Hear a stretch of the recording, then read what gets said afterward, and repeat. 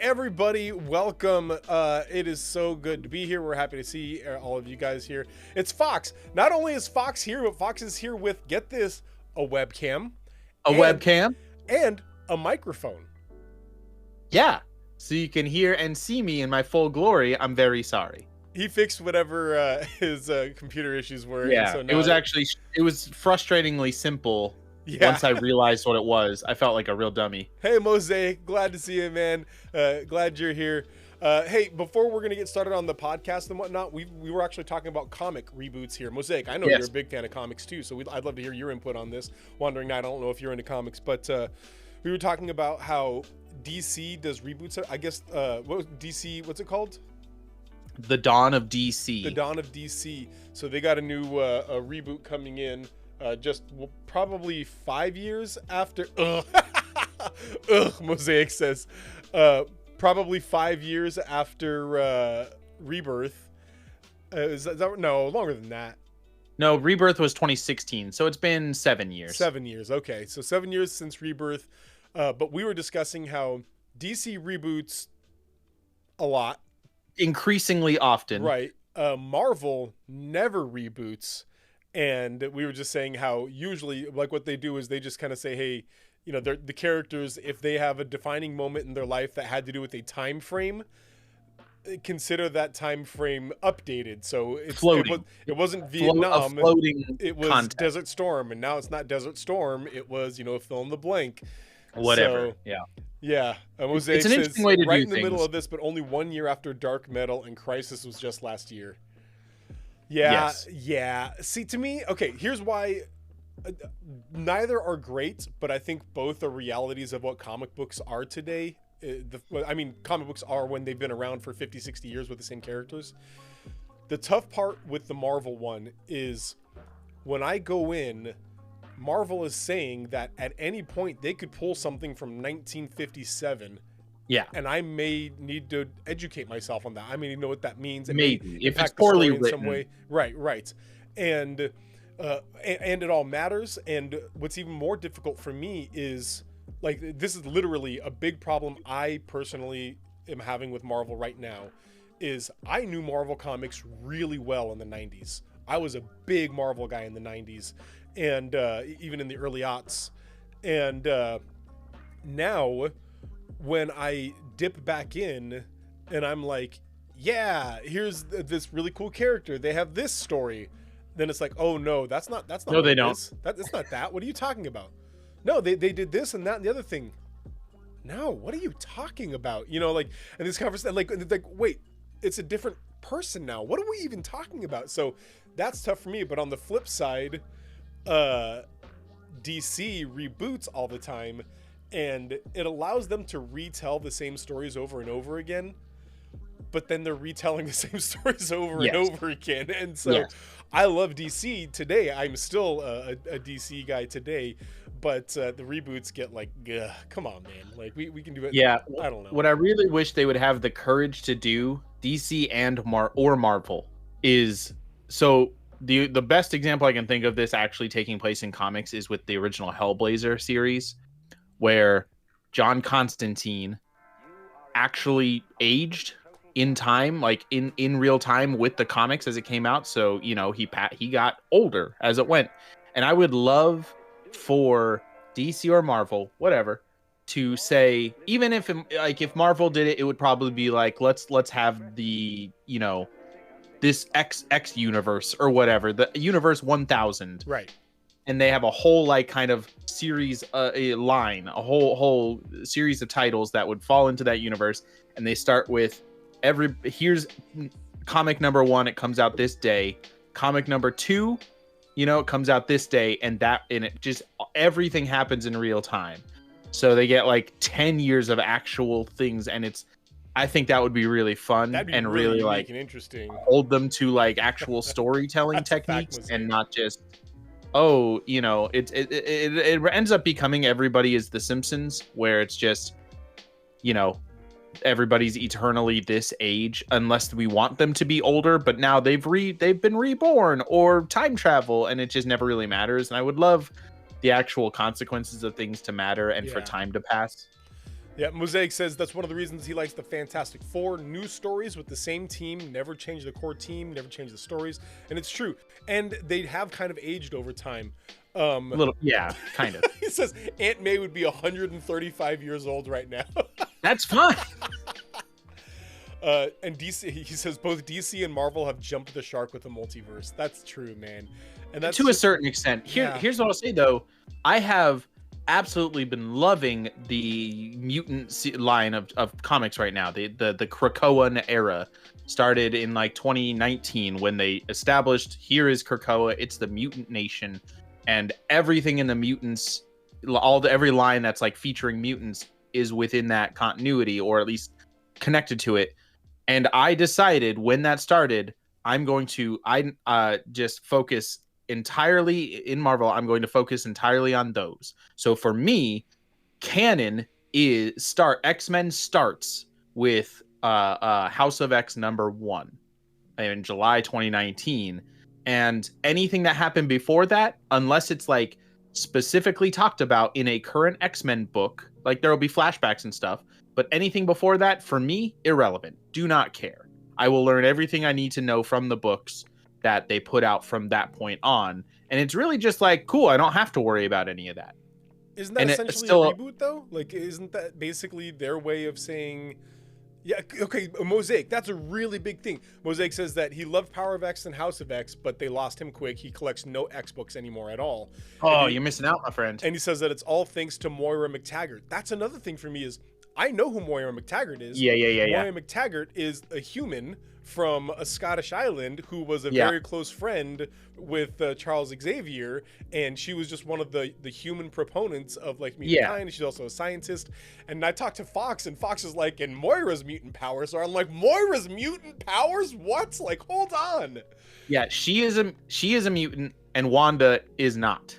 The Scarlet Witch is not, which are that one, Scarlet Witch not being a mutant has been for a while now. Right.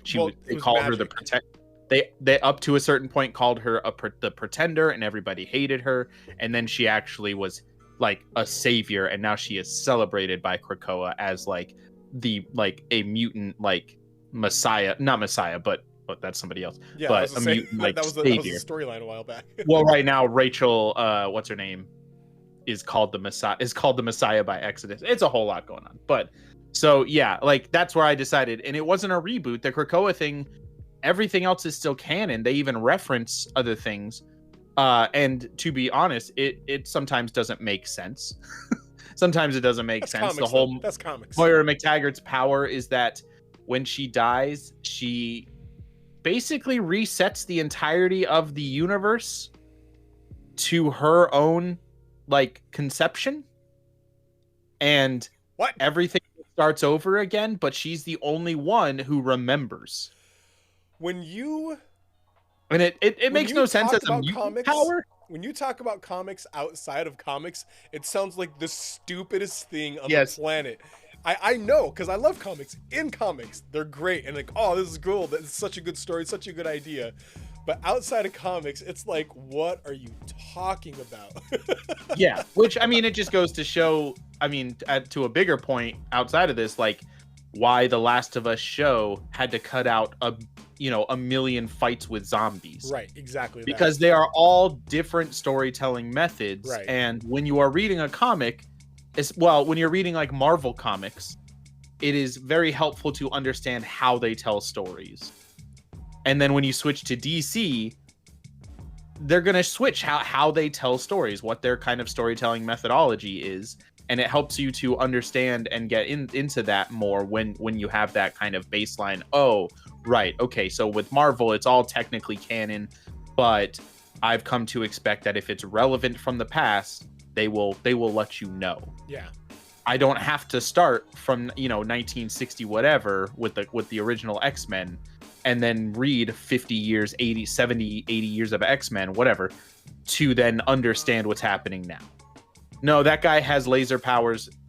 They shoot from his eyes, and also they started a nation. I don't need to know what happened. I don't need to know about Slim Summers and Professor X's very inappropriate love for his underage student. to know that he is very different now and still a skeezy guy, but not in that way. Speaking of Mosaic said, does that mean that my giant size X-Men #1 is useless? No, canonically it's and still story-wise, yes, it's useless. No, it's canon. It is not useless. It's canon and absolutely. So you're telling me that I could read that and inform myself properly on what is happening today? No. Here's the thing. You will not exactly that. No. You could not. No. What I'm saying is the events in that, as portrayed, actually happened in X-Men, with some exceptions. Maybe the like we were talking about with Iron Man, where maybe some of the actual like cultural events are you just swap those out for more relevant cultural events. But that original lineup of X-Men students was absolutely true and still true today. But there have been since then time warps and universe shifts and all of that, where yes, if you read that, I mean, the actual story is irrelevant to what is happening today, but you can't expect that would be crazy to think that just because it's canonically made untrue doesn't mean that it's not a reboot. That's what DC does. All of their reboots I agree. Reboots, like there is effectively a reboot. It's a soft reboot. Yes. Yeah, where DC doesn't do hard reboots where they're like, forget everything before. Everything is canonical. No. Like everything has to do because of something that happens in the multiverse with the monitors and the anti-monitors and whatever other. Oh, it's all because they always want you to feel some kind of urge to go back and buy older comics. Right. They never want them to be completely irrelevant because then they would lose money. Even you lose that small amount of money that some people are going to feel the need to go back. What's weird to me about the dawn of DC is that they didn't wait until the real like DC universe, like the movie universe kind of starts over. Is that like, it feels like why not launch it all at the same time and be able to advertise like, hey, get in on the ground floor of, I mean, in a huge way, they could also like have them all connect to each other, although that'd be very difficult to maintain. But it's just weird like that they decided to relaunch right now, and then in a few months or next year or whenever the movie universe, the cinematic universe is supposed to reboot. I'm sure that now this is start. Just do it all at the same time and let us like, okay, cool, I'll be starting from scratch on all of it.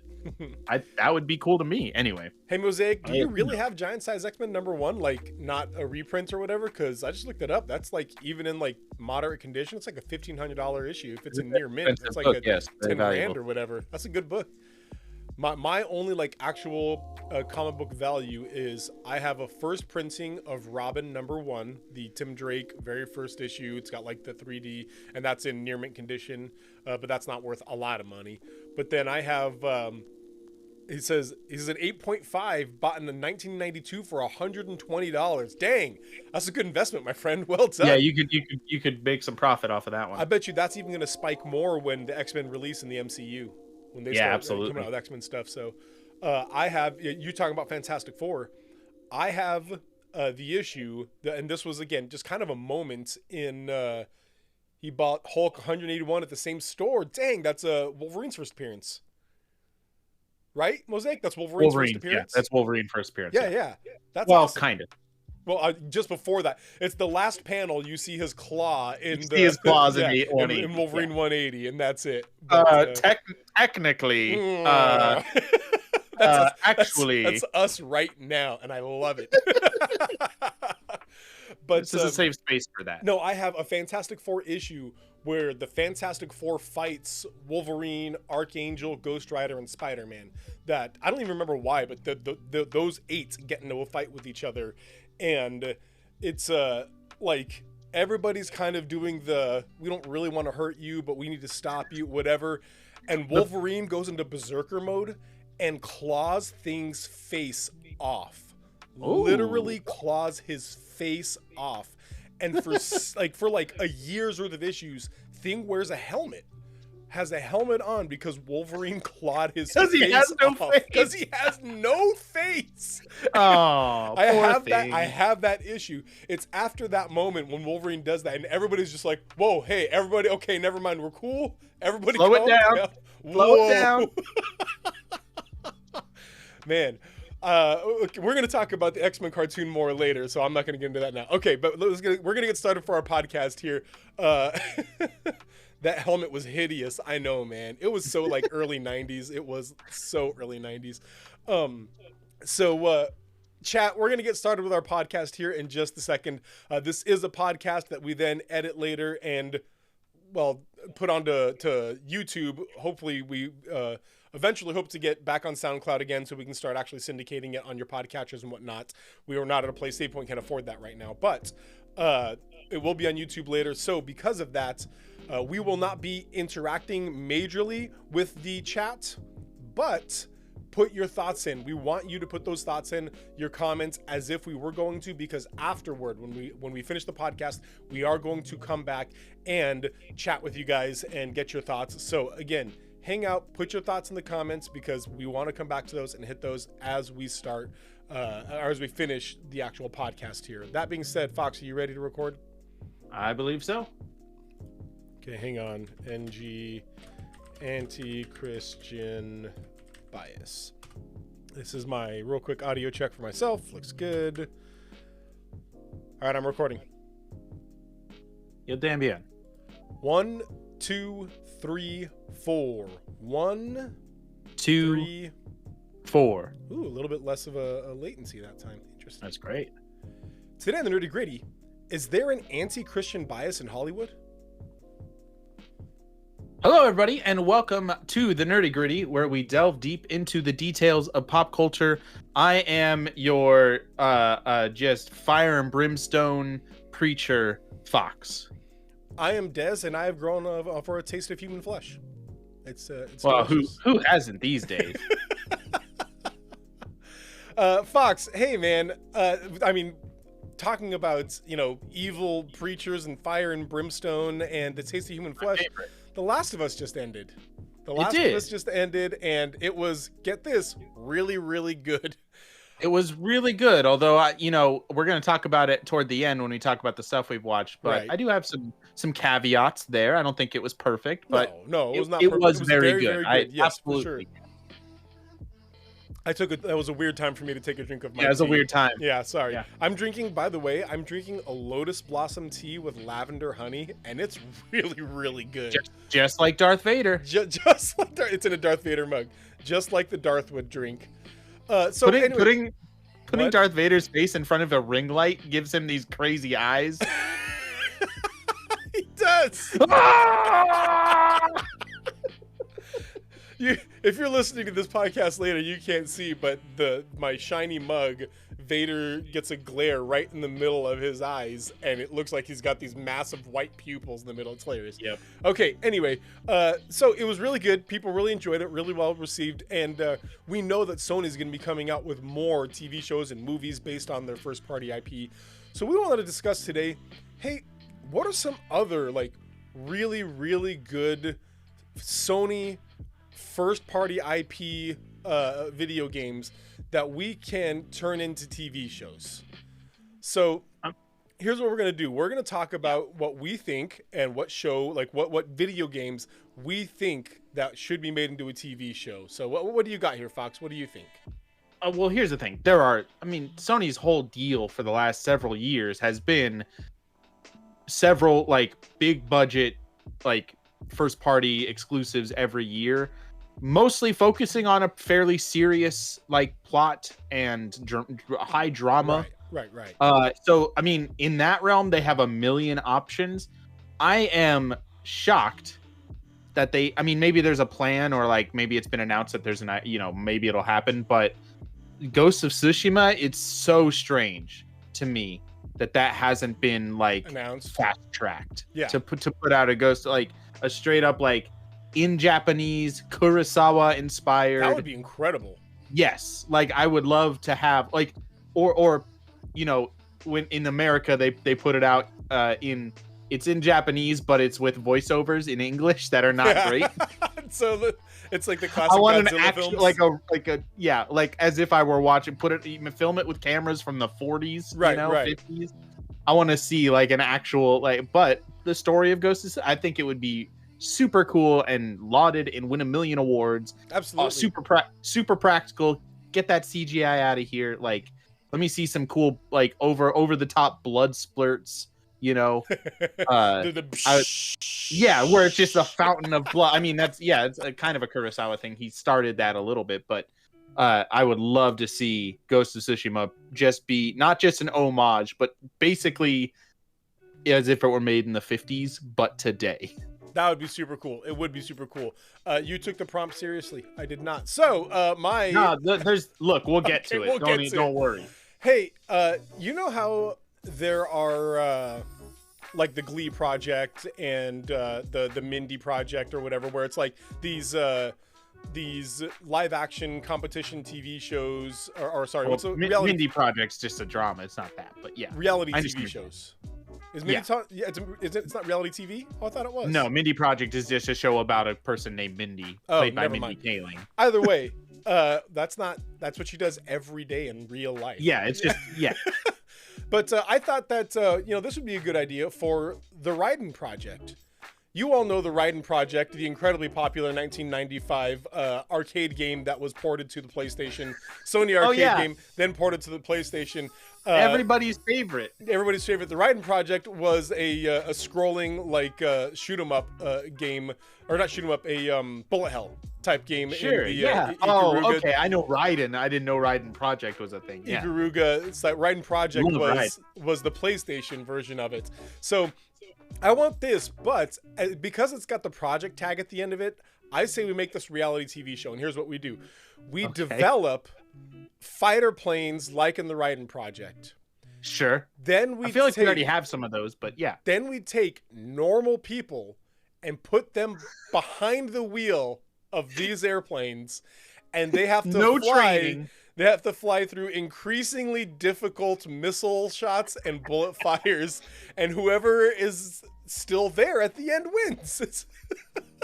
And it would be one of those things where, like, welcome to the Raiden Project. Yesterday we had to vote somebody off the island. We think we found all of them. There's well, rest in peace. It pans over to a flaming wreckage in the corner. Flaming wreckage and just a grieving widow. Yeah.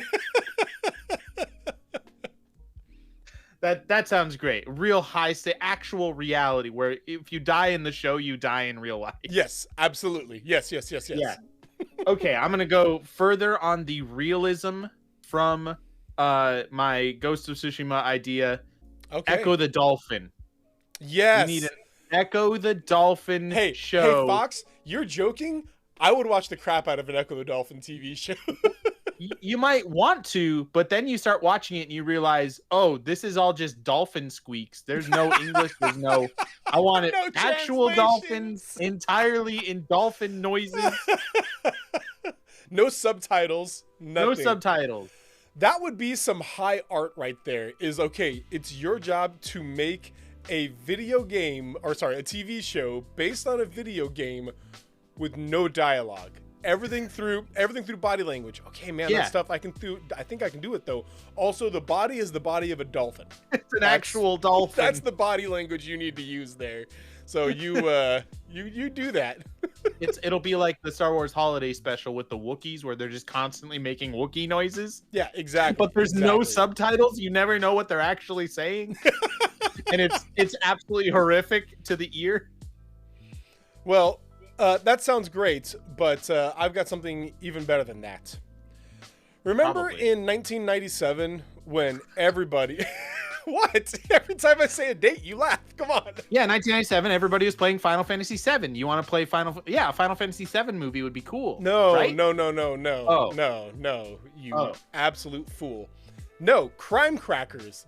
The FPS shooting, the FPS style game for the original PlayStation. Crime Crackers. Hey, most like crime procedurals today on TV are about a bunch of white people. So I guess might as well get some Japanese. They're already here, right? Crime Crackers. I just picked up on what you were getting there. Ice-T can't be in this one. Woof! Oh man. Also called police honkies. No, this one is an anime. It's an anime about, but it's an anime crime procedural, and but it's in like the '90s, like cartoonish looking, like in fact like '80s cartoonish looking anime type stuff here. Okay, sure. And sure. here's what I want. I want like fun Sailor Moon looking anime girls to pull guns on a criminal and shoot them. I want police Bulma show up and do their magical girl transformation. Yeah, exactly. And then just shoot them with a rifle. with a gun. I want them to come in and be like, you've done a jaywalking.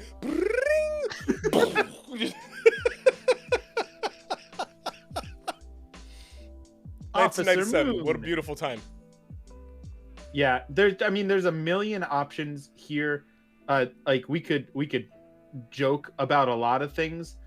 I say maybe the funniest idea I've thought of though would just be to 1-for-1 transpose Kingdom Hearts into a TV show. Oh, you can't. The most absolutely. It would be the most confusing, worst show you've ever seen.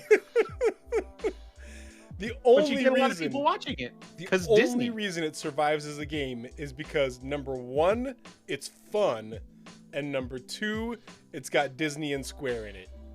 That's it. Well, increasingly less Square characters. Like, they haven't really been that important.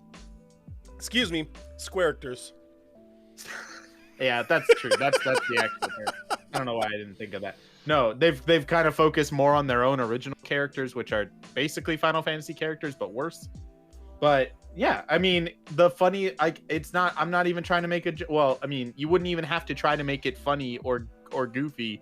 You'd literally have Goofy there talking about the darkness in his heart. You wouldn't have to make it Goofy. He would be there. You'd have him talking about how Ventus killed Arrow or whoever, and you'd be like, this is the most ridiculous thing. And then Pete the villain shows up, and you're like, wait a minute. And then you have photorealistic Johnny Depp show up, and just it would just be the worst thing you've ever seen. And you'd probably get a lot of people watching it saying it's actually really cool if you understand the whole story. You just don't get it. I have one last one. Okay. The incredibly popular 1995 game Jumping Flash. We all know Jumping Flash and how spectacular this game was. Isn't DC already making that? I have a no, they have Weird Flash. They have like Child Predator Flash. Right, their Flash is jumping the shark, not... Oh, okay. right. Yeah, right. No, listeners, I have the Wikipedia list of Sony Interactive Entertainment video games, and I'm just finding the funniest sounding ones and clicking on them, and then quickly browsing a Wikipedia article while I'm here. But Jumping Flash was a 1995 platformer, but he is a Robbit, R-O-B-B-I-T, a Robo-Rabbit, and he has a sidekick, which apparently the sidekick was named Artificial Intelligence. And that's popular right now. Really what this should be is Jumping Flash, like he's just a cute toy rabbit, but like slowly over time his sidekick gains more and more sentience, and slowly the show becomes more and more like about the psychological impact of existential horror. Yeah, exactly. Yeah, absolutely. Exactly. Also, it should be written entirely by AI. Yeah, which is getting better. Like that used to be a joke. Tell the AI to write about a show about AI. And see if it explodes. It used to be a joke, but it's not so much anymore because AI is actually writing some good stuff, and it's weird. I still don't know how I feel about it. Side note: I'm preaching a sermon this Sunday about sloth, the deadly sin of sloth, and I did have a brief thought. What if I really made a huge, like, illustration, real practical illustration, and just decided to let an AI write my sermon for me and get to be lazy? That would be so ironic. You should do an intro for it. Like have an AI write your intro and then like have your example be like, this is how easy the world makes things for us today. And I have an intro similar. Well, not similar, but a good intro. But that is a good, I might incorporate somehow. I think that'd be fun. Okay, hey, let's move on to the world of news. Are you ready for the world? Because I also have some existential horror to talk about. Oh, good. You know the horror film Winnie the Pooh, Blood and Honey? Yes, I'm sad I haven't been able to watch it yet. It's been in some theaters around here, and I haven't been able to go. I am entirely satisfied that I haven't been able to watch it yet, and it's not. But an unfortunate thing happened with the Winnie the Pooh, Blood and Honey. It has been banned in Hong Kong cinemas. I wonder why. Whatever could the reason be about a movie about Winnie the Pooh going crazy and killing people? Why would that not be enjoyed or by the people in power in China? That's strange. With no explanation, it has been pulled from all Hong Kong cinema. And if you don't know, dear listeners, we've talked about it on the show before. Xi Jinping, the president, the dictator, the ruler supreme. Yeah, both of those. Yeah. But what is the official title? Is president? Yeah, the president of China. Protesters have started like calling him Winnie the Pooh, saying that he looks like for a while now. Actually, have started saying that he looks like Winnie the Pooh.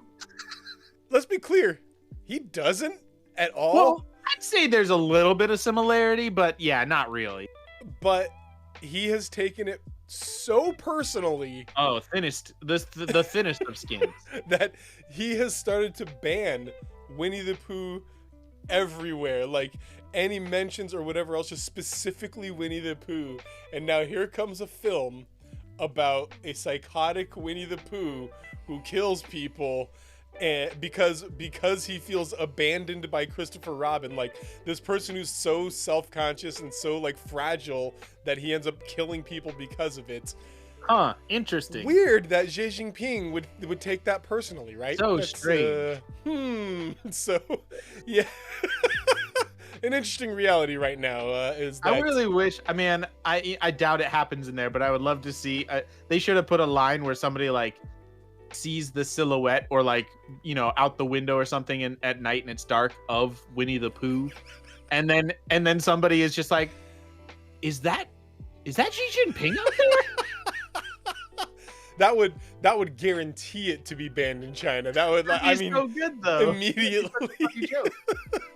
It would be banned in China so hard it would be reapproved and then banned again. And then just to ban it again. Yeah. In very different news, so it was announced a while back that the eShops for both the 3DS and the Wii U, Nintendo was going to completely shut down the eShops for those platforms. Right. You would not be able to purchase anything for those.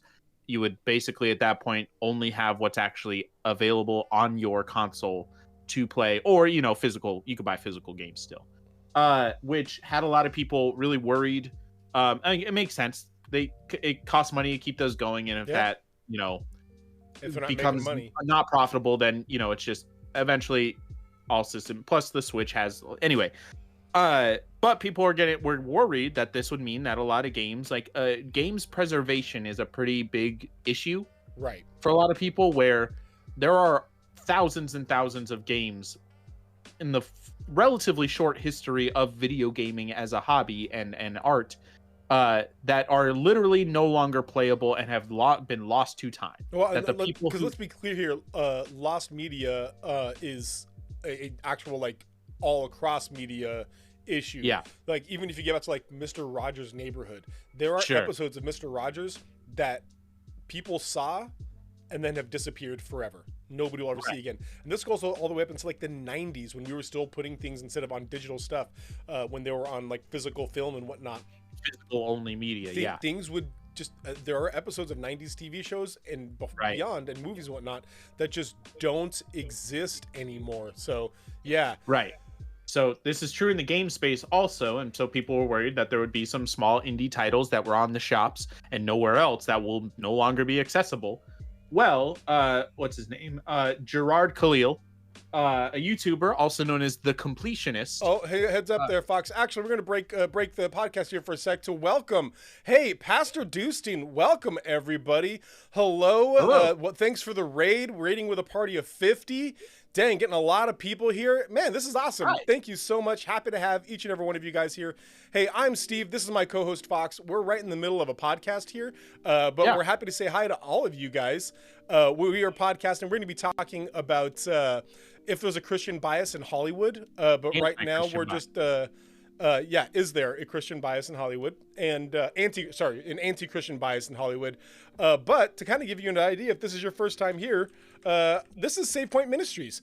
Our whole goal here is to help nerdy people find nerd-friendly churches, and that's really our key goal. So we know that nerds can often find a lot of times where they retreat to the internet and end up only having internet friends. So we help people find nerd-friendly churches in their area to plug into. So yeah, that's a big part that we do here. We are in, it's a real good topic, Dustin, and I'm real excited to be doing this. The truth of the matter is, y'all, though, is this is a podcast, and so we are actually recording our podcast right now. And part of what we do at Save Point as well is just create content. So we're going to head back into the podcast. We're going to keep chatting about it and whatnot. What we say is, please put your comments in the comment, because after the podcast, we want to address everything you guys said. We want to talk to you guys. We want to have that interaction.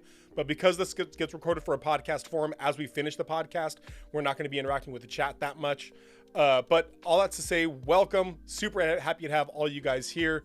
Fox, he was in the middle of telling us about how the Nintendo eStore just took away all the DS stuff and whatnot. So they're planning on it. So Nintendo is planning on shutting down the eShops for first, the 3DS. Real quick, I want to say thank you to Pastor Dustin, Black Belt, Cowboy Tech, Dream Kiwi VTuber, Al Britton, Ezukora, and Xanadu Peach 47. Thank you all so much for the follows.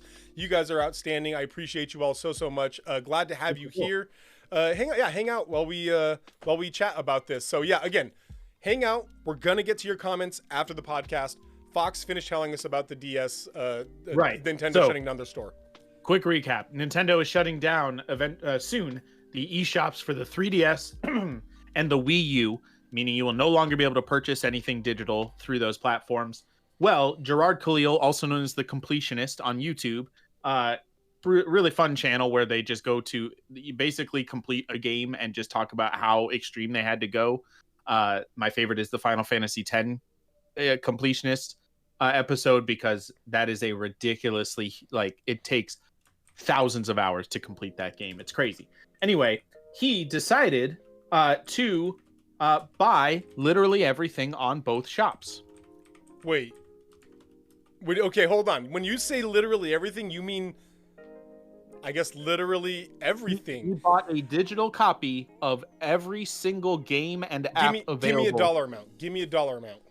Well, what do you think it might be? It's actually less than I thought it would be. I mean, it's not, I'm not going to spend it tomorrow, but it's a $80,000. See, I would have thought about that too. Apparently, it only cost $22,791. Really? I mean, only that's a down payment for a house. That's yes, obviously that is a lot of money.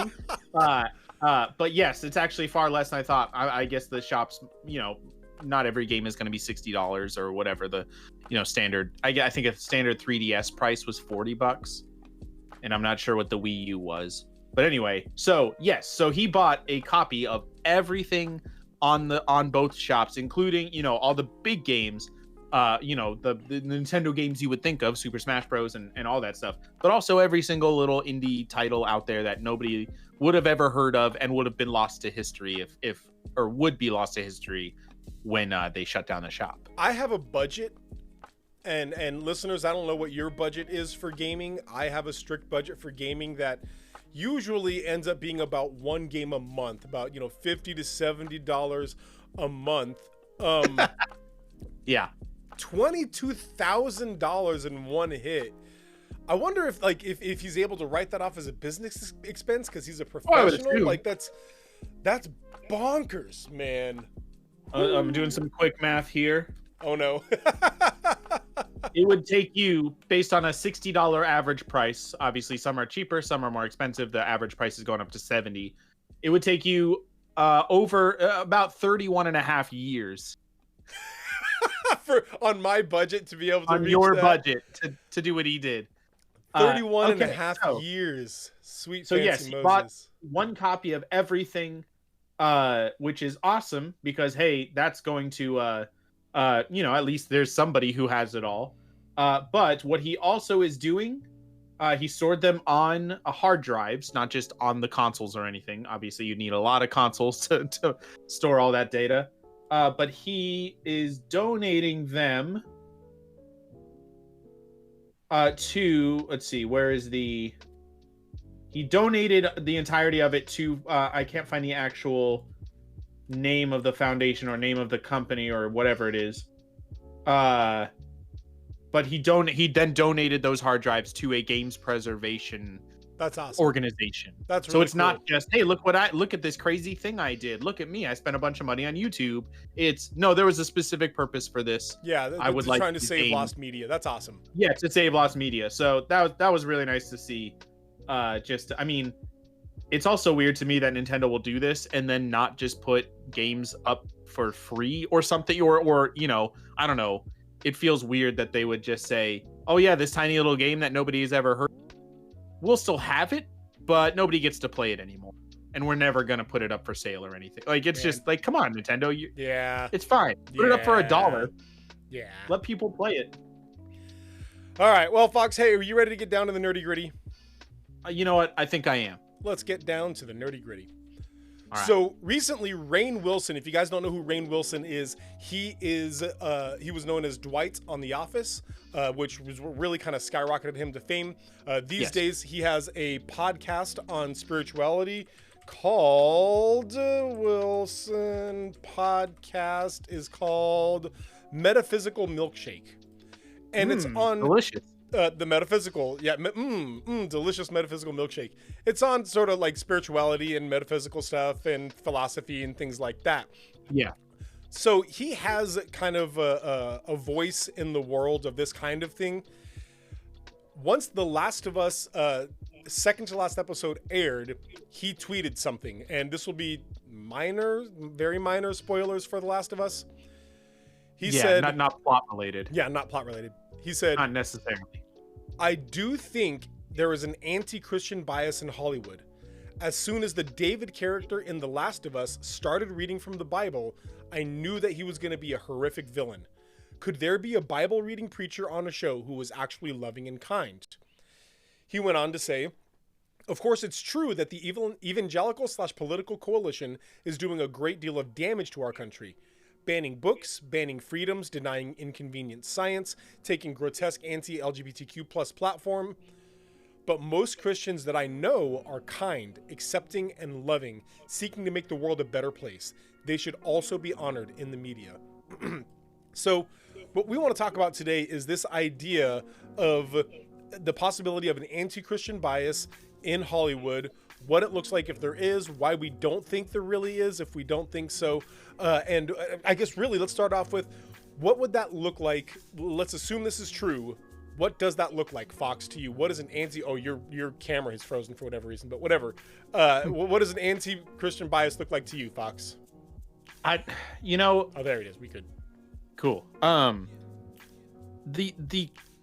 still kind of like thinking back and forth about whether or not this actually exists and kind of how we would approach it or what it would mean.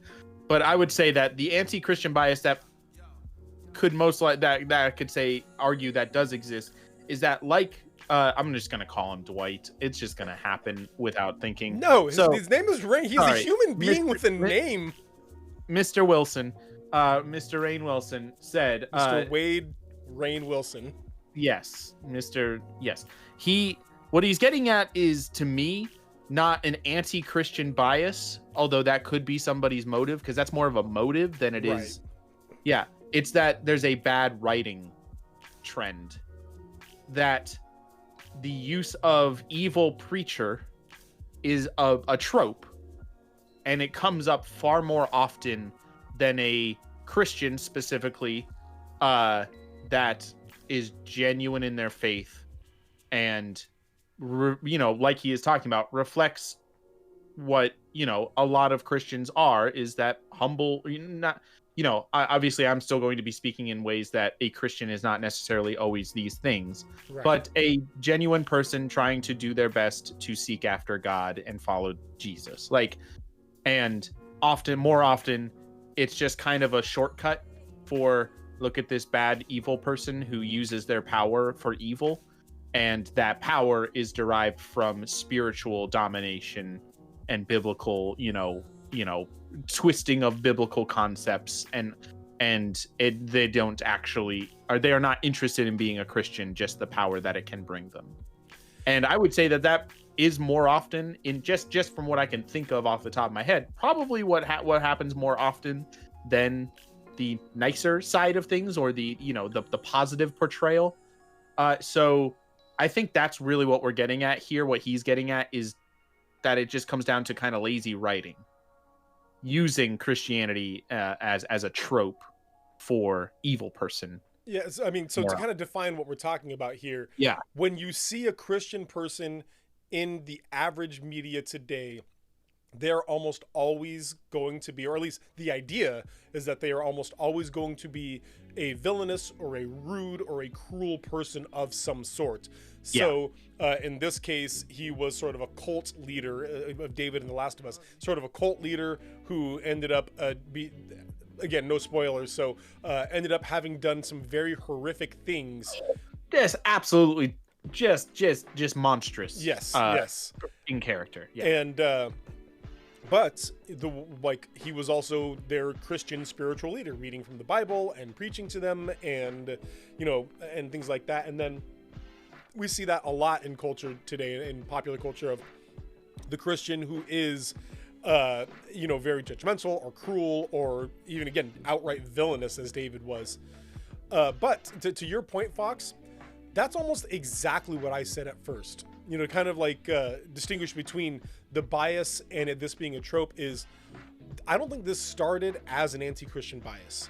I think this started a long time ago as somebody thinking that they were going to do something artistic and unique, because there was a time in media when the pastor or the preacher or whatever else was actually always supposed to be the good guy, the person that you retreat to, the safe haven. The church was the place you could go to be safe. And then at some point in around like the 60s and 70s, they started kind of pivoting on that, and it became a twist. The twist was, this spiritual person that you thought was good is actually a villain. Oh, no. And so I don't think it began as a bias against Christians. I think it began as a twist in the story to try and surprise people. And then as that continued, it became synonymous. That was used so often that it just became synonymous. And now, exactly like you're saying, it's kind of become this lazy trope where people want to say, how do I make sure that people know this person is bad? Like, what can I do to make this person, or sure, this person is bad, but how do I make them seem extra bad? Like, how do I make it bad? Yeah, how do I make what they're doing feel even worse? Oh, I know the easy thing. Let's make them a Christian. That's the easy way to do this. So that they are also hypocritical in what they're saying, because Christianity is supposed to be good and Jesus was a good person. So if he's bad, then I've added more depth to this character now. But so here's ultimately doesn't work out. Here was the pushback that I received, and the pushback that I'm going to give you right now, that I'm still like, oh, it's a good point, is let's talk. Then why don't we see the opposite more often? Fair enough. If it's true that this is not a trope, or sorry, this is not a bias, this is just a trope, this is just something that people rely on too often, it's lazy writing. There are plenty of not lazy writers out there. There are brilliant writers out there. Why don't we commonly see the opposite more often, of somebody who is a genuine, loving Christian? And let me be clear, from a not blatantly Christian source. Like, I'm not talking about PureFlix or The Chosen or whatever else. Yes, we have to mention that. Right. We have to talk about that, is that there are I would say the opposite end of the spectrum, where you have the unimpeachable, always good, pure protagonist of God's Not Dead. Right. Who is never portrayed in any way other than I'm the good person in the right here, and I have to convince the sinful world and my evil, comical college professor, Hercules, to change his ways. You have that also. I would also say that's kind of the same problem in the opposite at the opposite end. It's still bad writing. It's just using Christianity as a metaphor for absolute good, as in a Christian person, instead of absolute evil. Well, and to be honest, these people, like in these movies, these people do struggle with sin and whatnot. But their struggle is to attempt to humanize what is written as a Mary Sue type. It always comes off as more it always comes off as propaganda. Yeah. So but again, here's the mostly thing. Because I will say, like, The Chosen is spectacular. This new Jesus Revolution movie looks genuinely good. So I don't know, we'll see. But well, here's the other issue: is that this is also always going to be a problem of perception of what you have witnessed in media. Did you see the movie First Reformed? I did not. No, you've never seen it. You probably didn't hear about it. No, it was nominated for, Hawke, I think, and Ethan Hawke and Amanda Seyfried, right? Here's the thing. Yes, I talked about it on the podcast, which might be That's probably why I know it, right? Yeah, it was nominated for Best Original Screenplay, and I don't think it even won. But that's about it. But it was a very good, well-written movie in that it portrayed a pastor dealing with actual issues of relevancy in a megachurch world. He's the pastor of this, really old First Reformed church that doesn't really have a congregation anymore, and he's being propped up by a megachurch, like, financially, because of the, like, historical nature of their church. And there's like 4 people that come to his sermons, and he's just kind of struggling with relevancy, as well as his, like, what is his duty as a follower of God with the environmental issues that the world is facing today. And he has, like, this mental degradation of, like, well, I don't really seem to have a purpose anymore. Like, it genuinely delves into the psyche and concerns of a Christian pastor. And it's not just about, I'm a sinner or not a sinner. Like, it actually talks about relevant things in the world but it was a pretty small movie and didn't, it got a release, but not a huge one. I had to go to a small indie theater around here to go see it. And even if it's bigger, if you just haven't seen the things that portray Christians in a more nuanced, interesting light than absolute evil or absolute good, then it's much harder to, like, it's much easier just to say, well, we haven't seen them, which is part of the problem. I mean, you generally tend to see it's more often that they are evil mustache twirling villains. Yeah. But there are usually characters you can point out. I think it always comes down to, it's the exception that proves the rule kind of thing. Yeah. Where it's like, well, I can think of 3 things right now that have a genuine, nuanced portrayal of a Christian, whereas I could probably list far more evil mustache twirling villains. Yeah. And so it's always going to come down to, well, I've seen some good stuff, so I don't think there's an anti-Christian bias. So there is kind of that subjectivity to it. And to your point, I mean, like, Hacksaw Ridge was all about a pacifistic Christian, and that won, like, all kinds of awards and whatnot. You just talked about last week about Women Talking, which had some really deep Christian values in it. I think that won Best Adapted Screenplay at the Oscars. I think when I come down to it, I think the answer is yes, but we can get to that more specifically. There is a Christian bias, but I will say I don't think it's nearly as extreme as we want to think it is from the Christian standpoint, because there is popular Christian, like, media or popular media with Christians portrayed in a good light. But because these films are not the pure flicks films where the Christianity is the center point, that at the end they ask the audience if they want to come forward and accept Jesus into their hearts or whatever else, like, because that's not the media that's being portrayed, it kind of goes over our heads, or we don't notice these films that have these, like, incredible, really, really strong Christians in them that are doing amazing things, and we don't notice it. I mean, to me, when I talk about my favorite quote unquote Christian movie, I usually defer to Book of Eli. Book of Yes. Eli is a film that is full of violence and language, but it's all about the Word of God. And at the very end, there's a really important quote that in which Eli says, "I spent." He's got a Bible with him, and he says, "I spent so long trying to protect the thing, I forgot to do what it says." Yeah. And I think that that's an incredibly relevant thing today. That we spend, particularly in America, we spend so much time trying to protect American Christianity that we forget to be Christians in America. Right. And so I do think we get these positive portrayals of Christians, but because they are not then, looking into the camera at the crowd and saying, and so if you want to accept the Lord into your heart today, Yeah, come down to the altar at the front of the movie theater. I think that we miss a lot of it. Yes, that's the issue. I think real quick, I do also want to say we need to define, like you say, you put it in quotes and stuff, but we need to define what we're talking about when we say Christian media. I will forever scream from the hilltops, there is no such thing as Christian media. Agreed. The only thing that can be Christian is a person. A Christian is a little Christ. It's a follower of Christ. A movie might portray themes that are also found in the Bible that Jesus talked about, or portray people who are Christians, but a movie is a movie. It is always up to interpretation and relevance. Somebody who watched Book of Eli could say, yeah, that was about the Bible. It's not a Christian movie, though. Just as easily as you could say, well, I think it really stuck to Christian themes and in a sense could be considered part of Christian media. And so at the end of the day, when we talk about Christian movies or Christian whatever, that's kind of what we're talking about, is that it portrays Christian themes that are also relevant to scriptural truth, right, or at the very least portrays people who identify as Christians.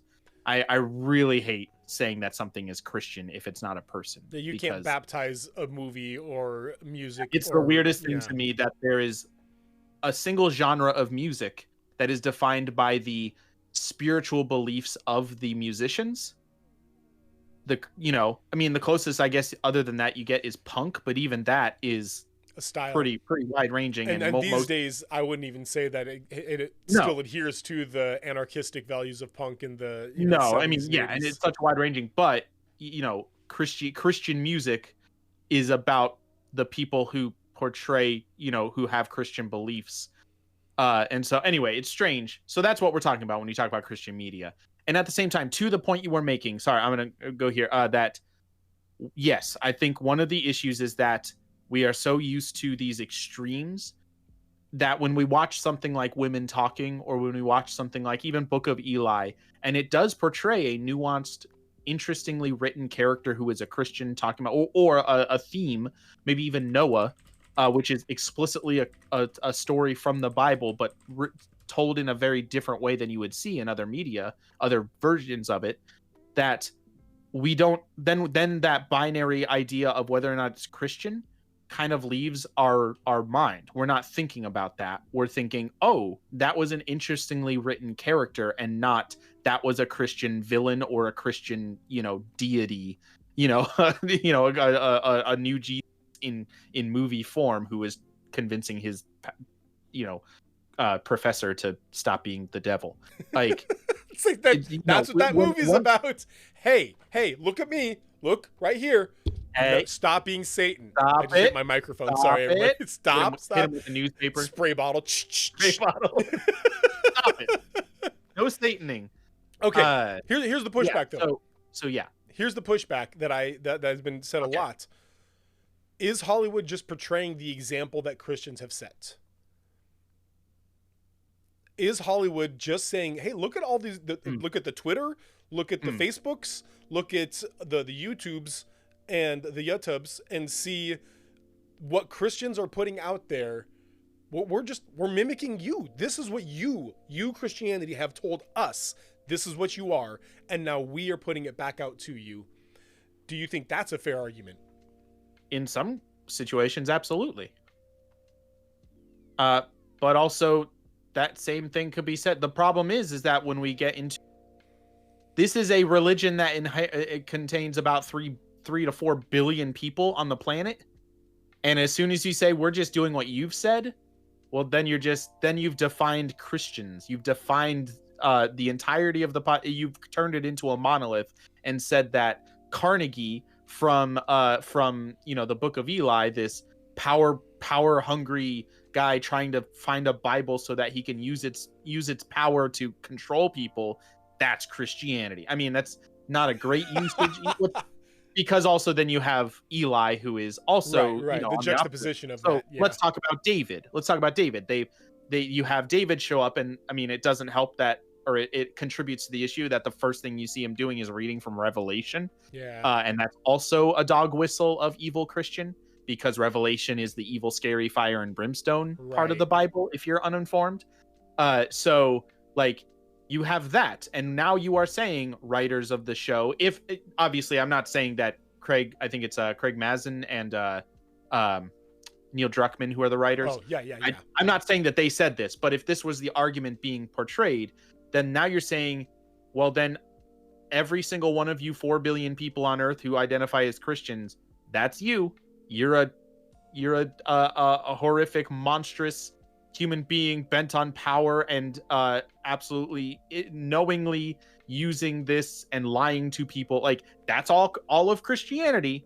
And which is why it's nice to see Rainn Wilson say, yeah, there are some people who are doing a bad thing, using their faith in a way that is antithetical to what the scriptures say. But there are also lots of Christians that I know who are not doing that. Right. And so there needs to be a more nuanced portrayal. Like, I'd say that is fair criticism in some ways, in some instances. Yes. I think the truth is that it's not so much that that's what the example that Christianity is setting. Popular media is highlighting those things that Christians are saying. Well, yeah, it's being selective. Yes. Yeah, it's just really selective, because there are the Skye Jitanis and the Phil Vishers and the NT Wrights and Justin Brierleys out there who are loving and accepting and just like really awesome people publicly, and who challenge Christians just as much as they challenge, and probably more often challenge other Christians more than they challenge non-Christians. These people are out there, and they are just as popular, just as big, have just as much of a following. But what gets retweeted, what gets talked about on the news or on Facebook or whatever else, Reddit, are the Westboro Baptists of the world. Yeah, the more dramatic, if it bleeds, it leads type stuff, where this is the craziness, and that's going to get more clicks, and the things that get more clicks are the things that get transposed into other media and get it's all kind of just feeding itself to a certain extent. I'll say, here's what I will say, because I did say before, I do think there is a bias. Here is where I think that bias is. Okay.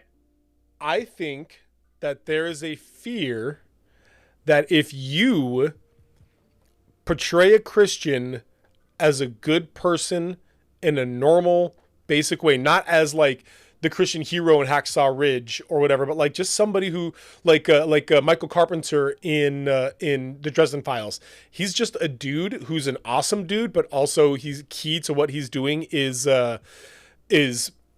Christian like values and whatnot, and like his deep faith. I think that if that was portrayed in media more, that people would get upset with it. I think there is a fear in Hollywood that if they just portray a normal Christian loving person, that people like they would be afraid that their audience would be upset with that. Right, which is, I mean, it goes to speak just the feedback loop. Right. Of media. The more you portray this, the more it's seen as the actual reality of things. So therefore, when you put something out, you must have a agenda, or your pure flicks, which has an agenda. But like, it's not reality. This is, you're trying to make it look good, when in reality it's what's the your Creflo Dollar, just trying to please people for their money. You're trying to make it, trying to push this, and all of a sudden you're an anti-abortionist, and all these things like that are portrayed as this evil Christian thing. not trying to make a comment on abortion at all right there, just saying like the stereotype of the evangelical, Right. you know, you have a you're a conservative, you're all these, you know, labels, when in reality, what if I just wanted to create a nuanced, interesting character who also is a Christian? Like, Yeah. Yeah. that doesn't get the opportunity that David in The Last of Us. I really am a little sad that David didn't get more nuance to him, because I think it could have had a very interesting conversation about how does your faith survive in this extreme situation where it feels like the world has ended. Where is God in all of this?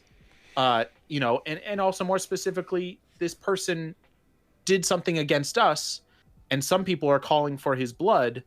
Well, no, we're called to turn the other cheek. Yeah. So what do we do in this situation?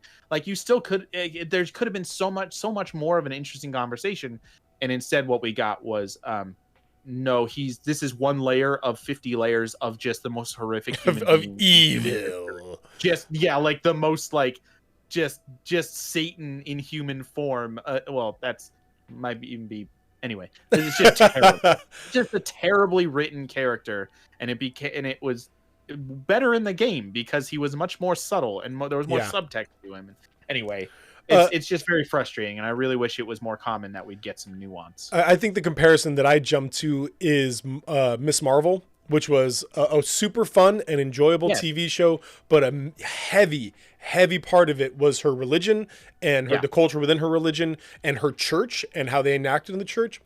And if they were to subtract that and make it an evangelical church and make it same where everybody there is just trying to be cool and like whatever, I don't think that would fly today. I think I think the closest that they got with that is Luke Cage and his dad and whatnot, but even his dad was not a great person. You were not meant to like him. Like, it was a tough situation there. Yeah, what I loved about Miss Marvel is that her friend, whose name I can't remember, she saw something she thought was unjust within the mosque about the separation between men and women, and she fought for, like, I'm going to be elected as, I forget what the position is and all that. An elder, basically. Like, and she's like fighting for change. She sees something that she thinks is wrong within the church and decides this needs to change. I'm going to do something about it. The church, the mosque was portrayed as new, like it had its ups and downs. Like, the faith was portrayed as more than two-dimensional. And yes, that is not as common now. In this whole conversation is the idea that Christianity, especially in America, has had the position of power since the inception of America, from before the inception. And so there is this idea, or there's just this hurdle that has to be gotten over of, you are the ones in power. We need to highlight other things that have been marginalized, which is perfectly fair. The problem is that then says it's okay to then be bad at writing about something because it's been marginal, because it's been in power. So, and it just props up stereotypes. So then, to kind of wrap things up here, the question I'll toss out to you, Fox, and to the chat, if you listeners don't know that we stream this live, and so there's a chat here who's kind of popping in some of their ideas as we're going on. So the question I'll ask you in the chat is, number one, how do we write good Christian characters then? Like, how do we walk away from this trope of Bible reading immediately means evil? And then number two, how do we Christians portray a better example so that we're allowed, so that there's more comfort in doing that? Like, what can we do to kind of come at both sides of this and do better in general? I think we can learn from D&D here. Actually, the character creation process in D&D, part of the core of the process is, what are this character's goals and fears and like, the things that are motivating them and the things that will, that they are afraid of, all these things. I think a lot of the issue comes in when we say, oh, it's a Christian and therefore it's this. When even with Christians, when their faith is core to their idea, they are genuinely pursuing a faith. That is part of their core, like, motivation in life, but also they still have other motivations. They still have goals they want to accomplish. You know, you have people who are genuinely wanting to pursue their faith and their calling, and so then start a nonprofit helping refugees find a place to live, you know, in America. And so when you stop at, oh, their goal is just to be a Christian, and therefore they're going to try to force that at people, down people's throats and all this, or whatever, you know, then you are just, that's not necessarily bad Christian writing. That's just bad writing. Yeah. Because you're not giving a character creating what it needs to be considered three-dimensional and interesting. And it would be the same if religion had nothing to do with that character. Yeah. So just be better writing. Do better at writing. Is really be what a it is. better writer is all it takes. For me, Right. I think a big part of this actually is the idea of redemption.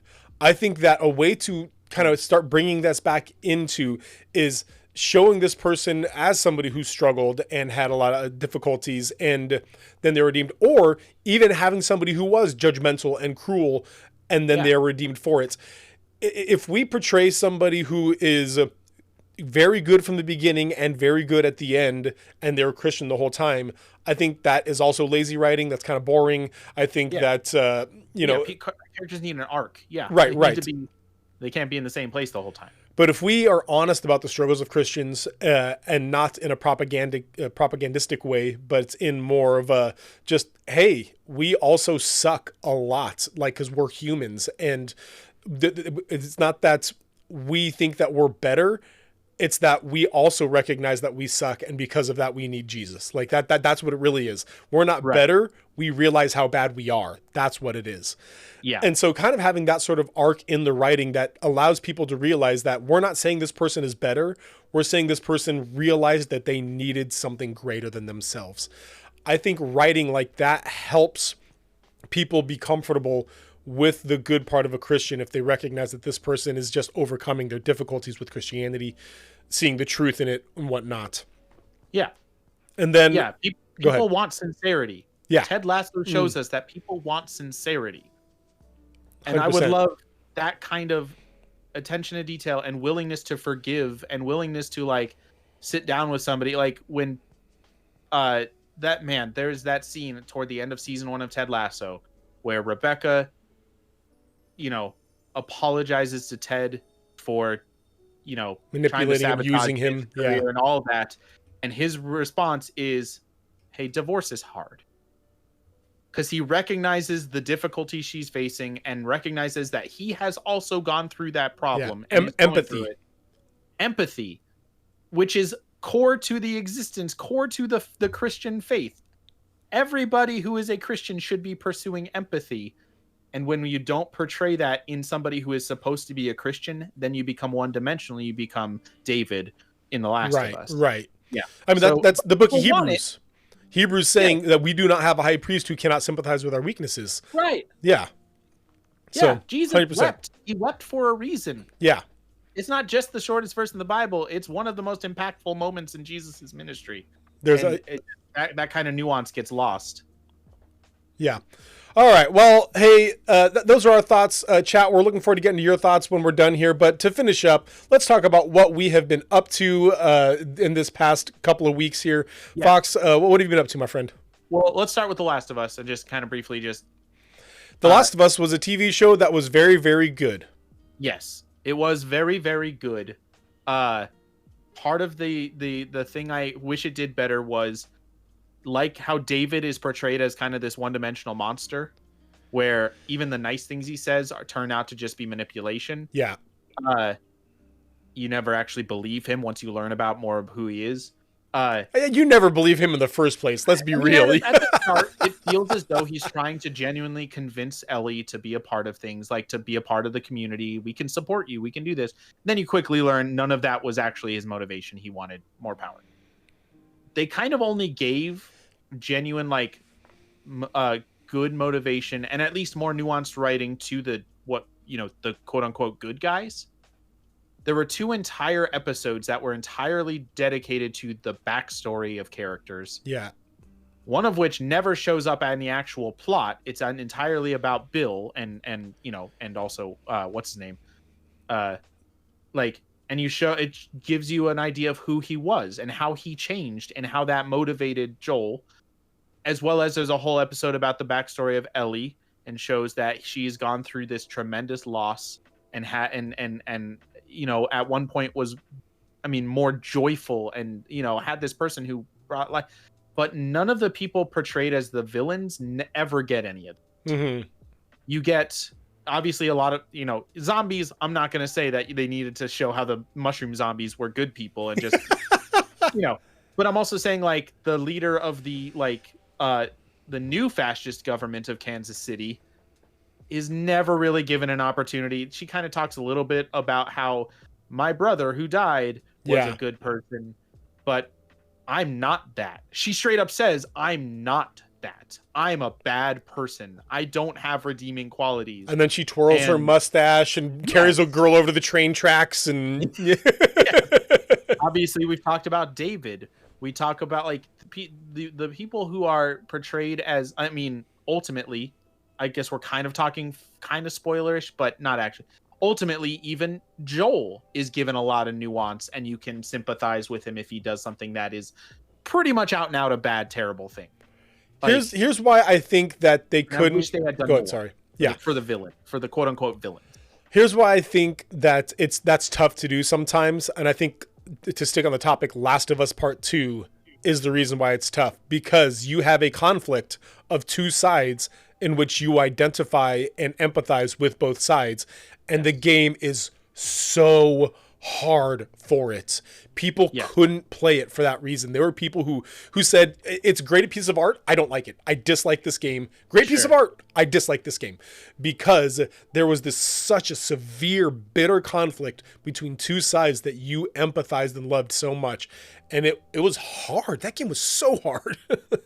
Yes, I'm excited to see how they kind of transpose it to a TV show. Yeah, but I'm really looking forward to having to fight that desire for ultimate good and ultimate evil in your mind, and like that's my favorite part of Part 2. Yeah, so I'm looking forward to that. But other than that, the show was very good. They very clearly knew how to transpose a 20-hour video game, 25 hours, 30, whatever, into a 9-episode into a television show.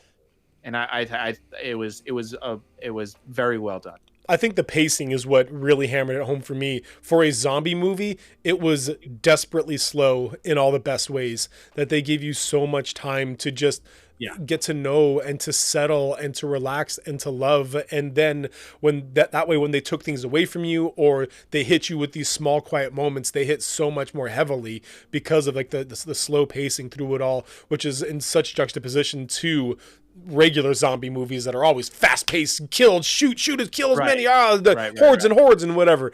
This was not that. They had one big scary zombie in one scene. And it was great. Yeah. It was a great moment because it was out of nowhere and felt super cool and was not just the escalation of things. Like nothing, at least in the zombie realm, rivaled that. And that was like halfway through the show. Right. So, yeah, it was a cool moment for the time, and then didn't need to be topped. Top-notch pacing. Yeah, well, hey, absolutely. I'm going to bring us to another thing that I think we're both going to want to talk about. A new podcast called Worlds Beyond Number. Yes. This is a podcast. It's a D&D live play podcast, but it's DM'd by Brendan Lee Mulligan with Abria Iyengar, Erika Ishii, and Lou Wilson. And Lou Wilson, yes. What sets this one apart to me are several things. Number one, all four of these are storytellers. All four of these people are elite storytellers.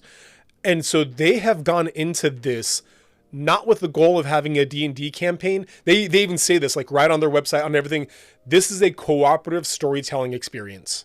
This is like, I didn't even know they were playing D&D until like an hour into the first episode when he said roll a perception check. And I was like, oh. Before that, it was all just cooperative storytelling, and they want to revel in their little moments. Brendan Lee Mulligan allows his players to create the world alongside with him. So he'll ask questions like, what is over here? And what do you see there? And then they get to just go off and do whatever they want. And even story beats. Yes. Yeah, and does this person make it in time for this event? Yeah. And there are other parts where he allows his players to make them roll for each other. So one player will be like, and at that moment I'm feeling, well, you know what? Roll a perception or roll an insight check. And the one player will tell another player to roll an insight check to see if they want to let them know what they're feeling at that moment. And it is just it's this incredible top-notch cooperative storytelling, the best use of D&D that I've ever seen in a podcast or live play or whatever. And I'm including, I've watched Critical Role. I enjoy Critical Role, but the storytelling in this is so good. Oh my gosh, It's great. That being said, what really sets this above for me is the post-production, the Foley work, the sound effects, everything that's done in this just sets it. The music is incredible. Oh my gosh, just sets it above. So, guys, I cannot recommend Worlds Beyond Number enough. Go ahead. I've talked too much. You talk about it. It cuts out a lot of the like minutia of the Dungeons and Dragons of it.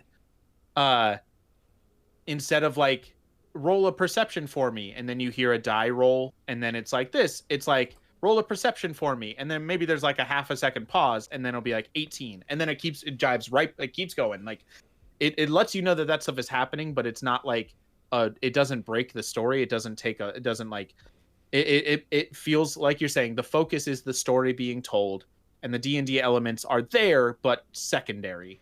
It also helps. Go ahead. Sorry. Oh, as well as it allows moments to breathe. There is a great moment where the soundtrack is put to the front, where basically, without spoiling it, a band of people are entering into this city, and they're being welcomed, and the band strikes up, and then for a solid 15-20 seconds, it's music. Fanfare. It's triumphant fanfare. And it just allows you to be there witnessing what's happening. I'm genuinely getting chills again just thinking about these moments. It's such a good podcast, guys. Listen to it.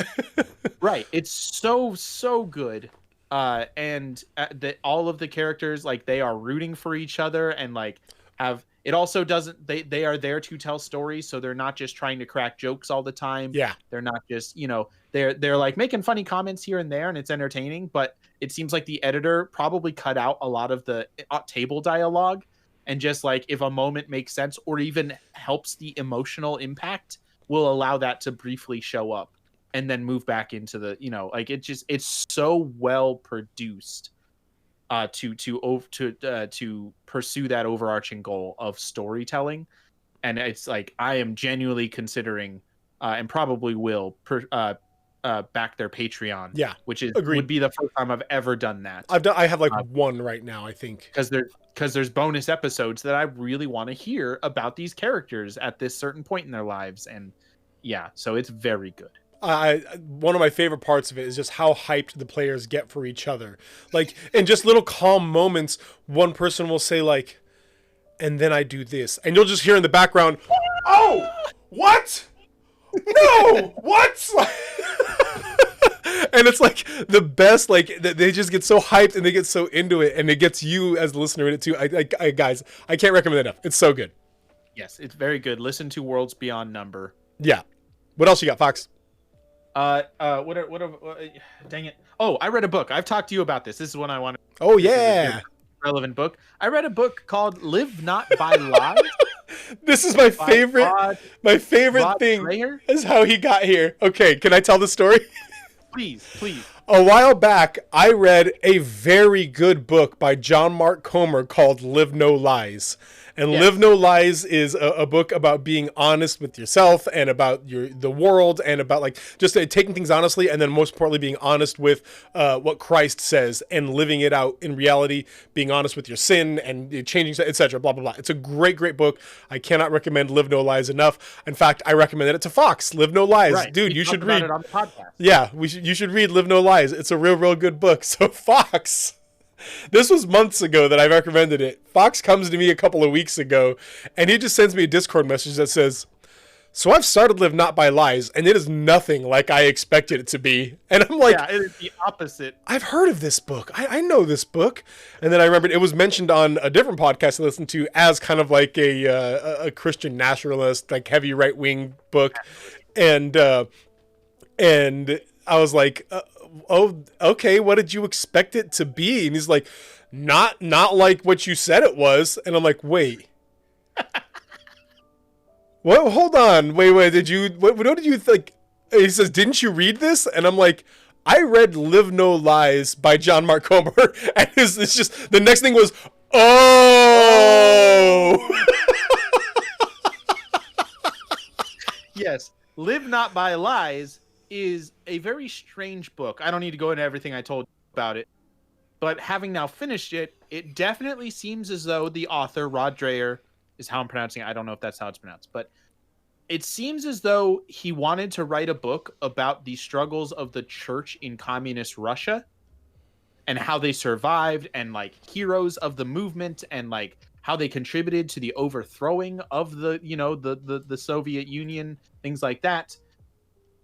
But either just wasn't interested in doing enough research to get a full-length book out of it and decided to add something else, or decided, and this is where I'm leaning a little bit because of how front-loaded it was, or decided what will sell more books is also if I talk about how, well, Christian or American society today, you know, the liberals, they're doing these things, and that's like communist Russia kind of. So therefore, we're also facing totalitarianism, and also, you know, they're the true villains, and they're the you know, that they're the ones who are trying to get us to believe things that aren't true, and to, you know, to silence us if we speak the truth. And it was weird because the second half of the book was almost entirely just about like people of the underground church. Like he interviewed people, and those were genuinely interesting interviews. Really cool. And I would have actually really liked the book if it was all about that.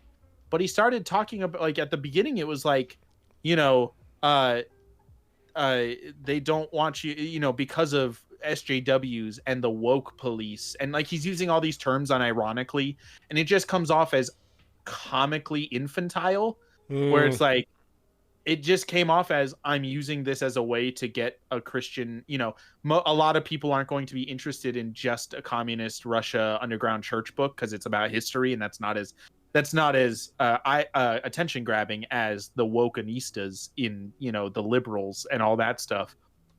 And so it was very frustrating to listen to, and also transparently biased. I think the phrase I used for you was that you could see his bias from space. Like he was not interested in recognizing how conservative movements are doing these things. Even in addition, even if I were to agree in some of these, I would say, well, then how are they doing it better? And if they're not, what does everybody need to do? You know, that kind of thing. But it was not interested in talking about the conservative side of things, because that was his bias. That was what he was wanting to prop up as the right way. And so it was very frustrating. 0 out of 10 stars. Do not read Live Not by Lies. Read Live No Lies. Do not read Live Not by Lies. Yeah. I'd say to put it in one sentence, he was unwilling to look at the nuance between cultural mores, societal mores, and government oppression. That getting canceled on Twitter is the same as getting exiled from communist Russia, because there is oppression in both, when in reality those two things are extremely different. And so anyway, I don't need to talk more. I'll say this.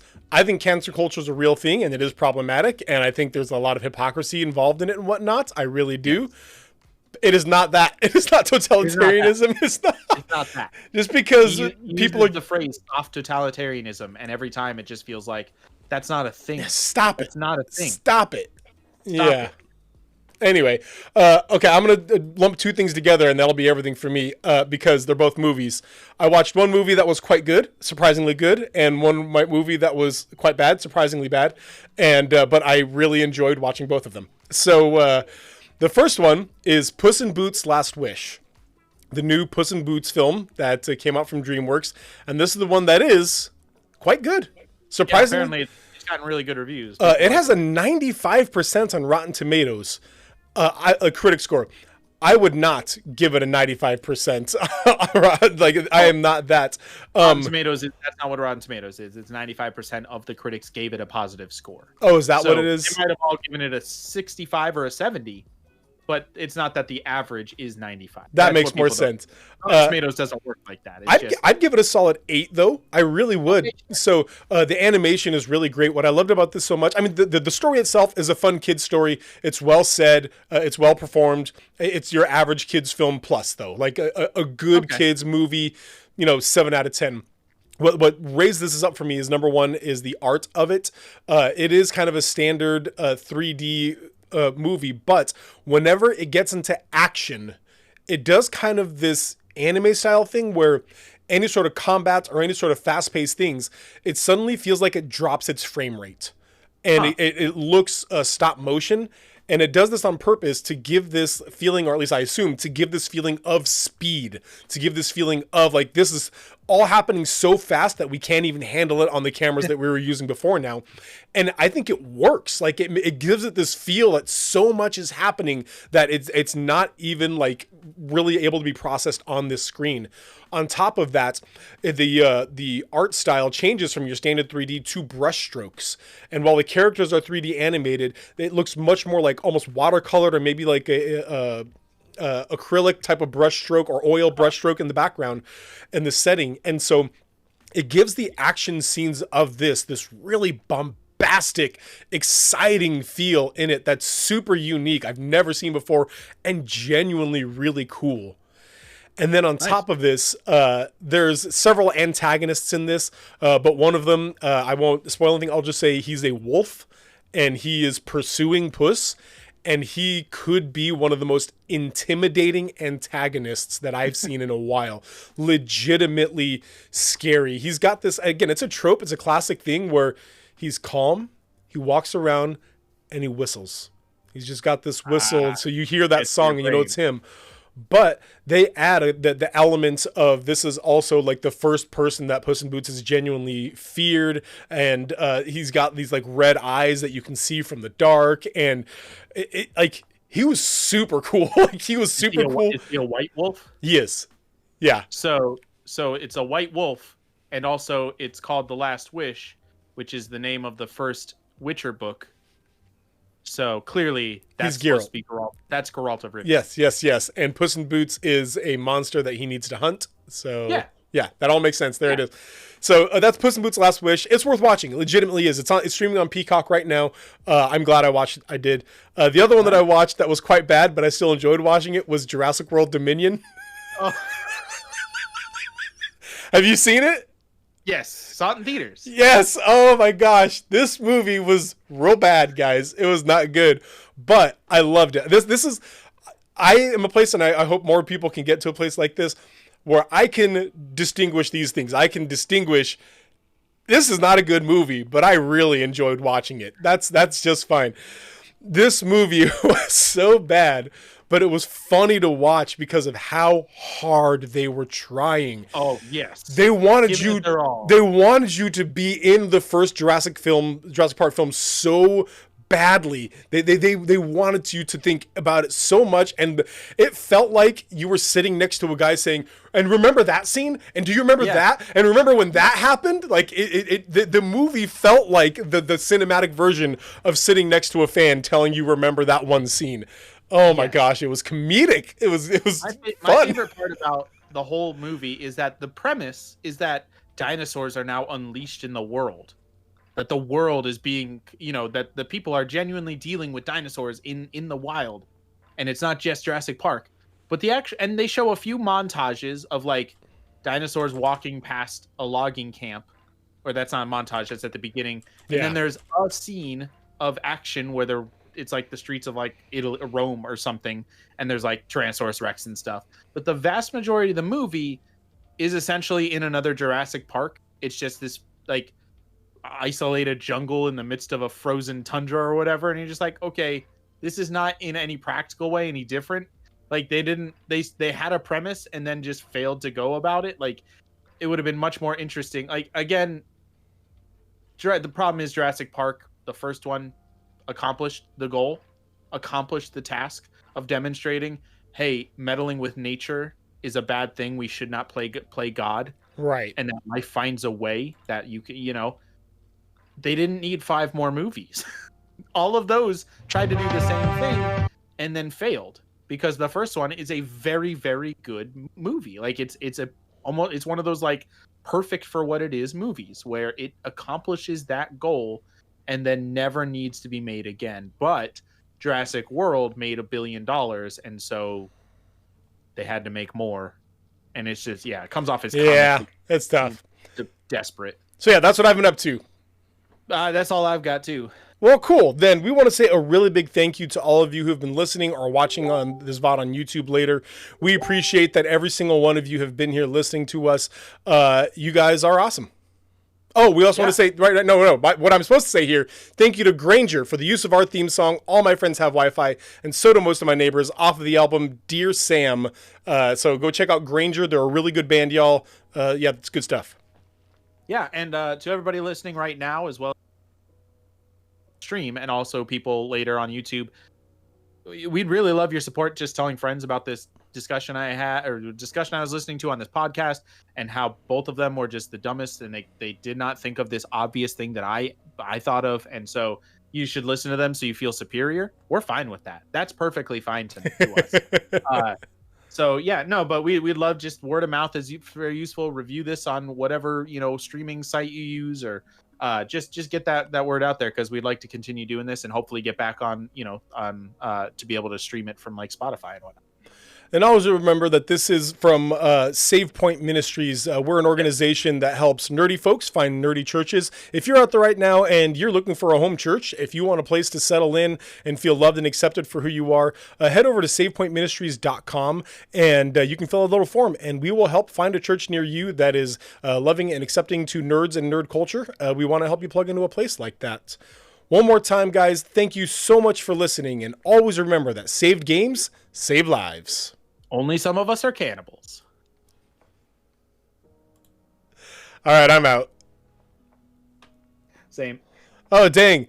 Fubadu, thank you for the heads up that I was quiet. I should have just turned myself up in OBS, but I turned myself up in my actual mic as well, and now my audio is spiking like crazy on in my actual audio recording. Oops. Okay. Hey, chat. Thank you all for being patient and being chill here. Let's go over some of the thoughts and comments that you guys had here. I was looking at the stuff that's pretty good here. First of all, Denolid. Oh, dude, Denolid. Hey, dude. Glad that you're here. There we go. Just want to make sure I exported. He asked, what's the difference between having a negative trope more than a positive trope, or having a bias against that group? So that's a good question. So we talk about how we don't think it's a bias. We just thought it was a trope. But once it becomes a standard trope, why does that not make it a bias? What do you think is the difference there? Or is there a difference? I mean, obviously, a writer can still be biased against Christians and then use a trope because of that bias. But ultimately, I would hope that the art would elevate the personal feelings, or elevate beyond the personal feelings. Both can be true at the same time. It's very possible that Neil Druckmann is biased against Christians and therefore created a one-dimensional, trope-filled character to portray a Christian, and didn't give any other characters any kind of like antithesis to that. But ultimately, I don't really care about bias. I care more about well-written characters. I can't stop somebody's bias. That's for their prerogative. But I would hope that they would want to write something better than what is portrayed. Well, and I think it has to do with intention. I think that when you use a trope, because it's a trope, you don't think about it. But when you say, I don't want to write him as a good person, or, ooh, I want to write an evil person, and you know what else I think is evil?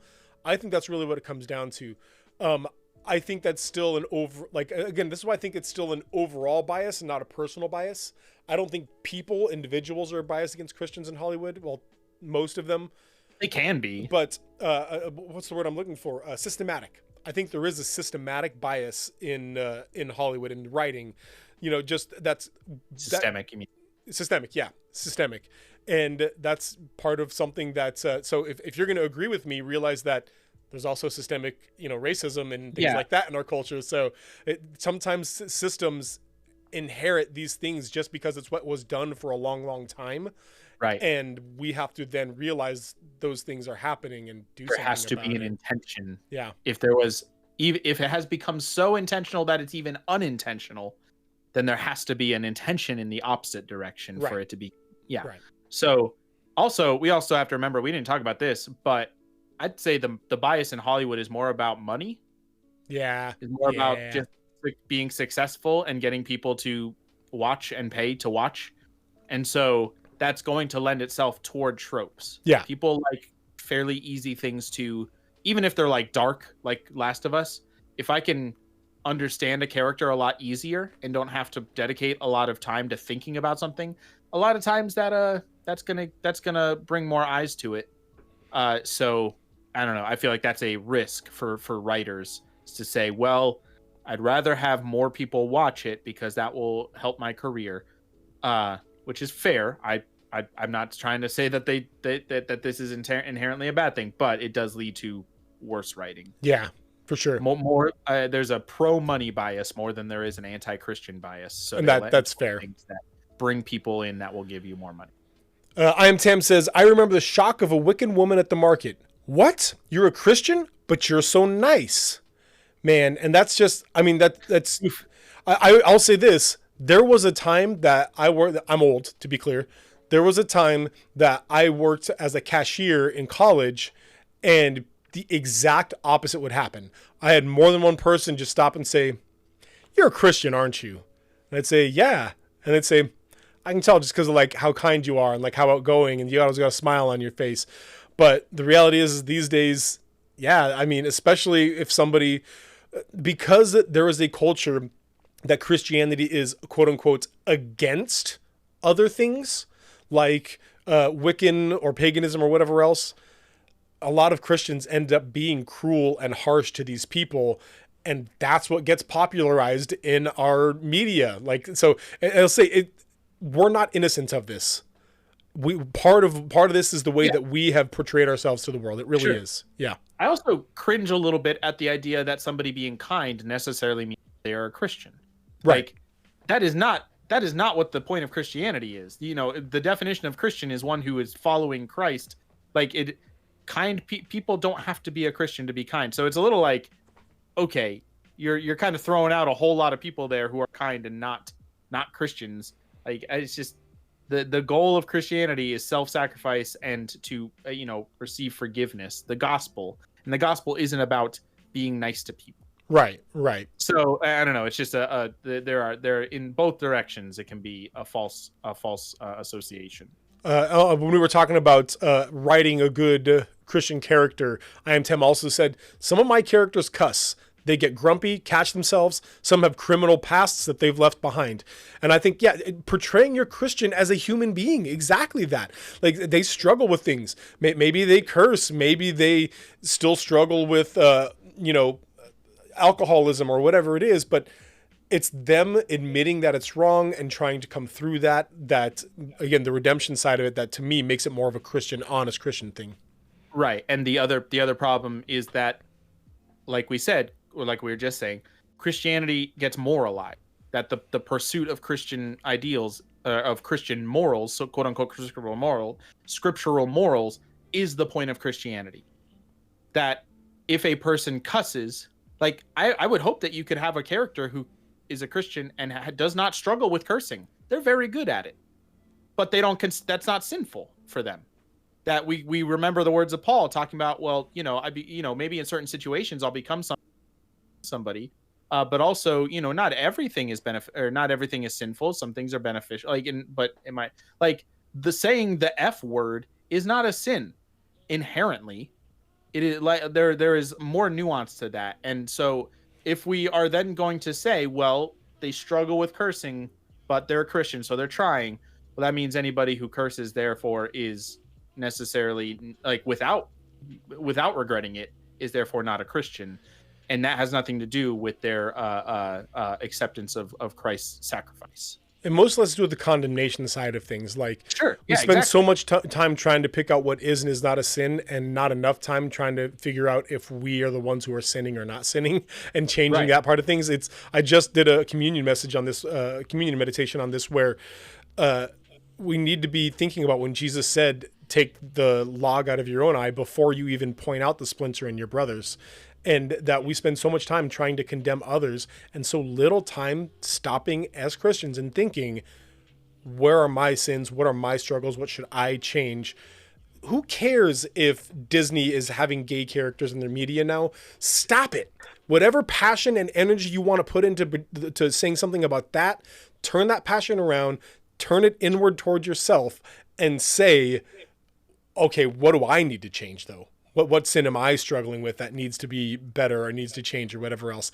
And I think that will definitely help the bias, Yeah, yeah.